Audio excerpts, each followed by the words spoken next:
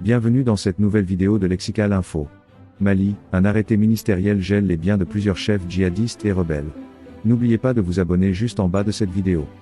Cette décision s'inscrit dans le cadre de la lutte anti-terroriste menée par le gouvernement malien pour rétablir la paix et restaurer l'autorité de l'État. Déjà sous le coup d'un mandat d'arrêt international récemment émis par les autorités de la transition après l'ouverture d'une enquête à leur sujet depuis novembre dernier, plusieurs chefs djihadistes et rebelles viennent de voir leurs biens et ressources économiques gelés une durée de 6 mois renouvelable. L'annonce a été faite à travers un arrêté du ministère de l'économie daté du 8 mars.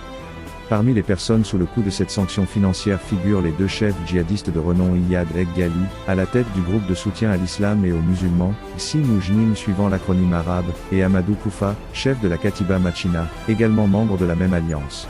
4 chefs rebelles notamment sont également visés par cette mesure.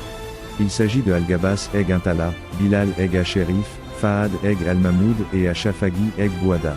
Tous sont membres de la rébellion regroupée au sein de la plateforme dénommée Cadre stratégique permanent pour la paix, la sécurité et le développement CSPPSD, qui a repris les armes contre les autorités en août 2023 à la faveur de l'occupation des ex-emprises de la mission onusienne par les forces armées maliennes.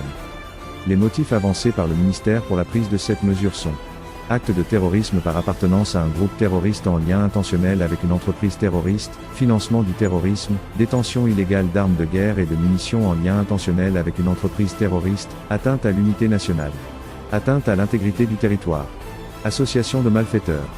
Des faits quasiment similaires à ceux retenus dans le cadre des mandats d'arrêt contre les personnes visées. Cette décision vise à mettre un frein aux activités économiques des groupes djihadistes et rebelles qui sévissent au Mali et à priver leurs leaders de moyens financiers.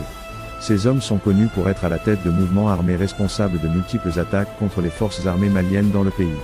Les autorités espèrent ainsi affaiblir ces groupes et les empêcher de mener à bien leurs actions violentes. Toutefois, certains observateurs se posent la question sur l'efficacité de cette mesure. La plupart des personnes visées n'avaient carrément plus d'attache réelle avec le Mali à l'exception de Fahad Eg Al-Mahmoud.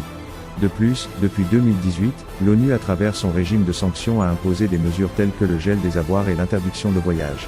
Merci pour votre aimable attention et n'oubliez pas d'activer la cloche de notification pour recevoir les prochaines informations. Merci.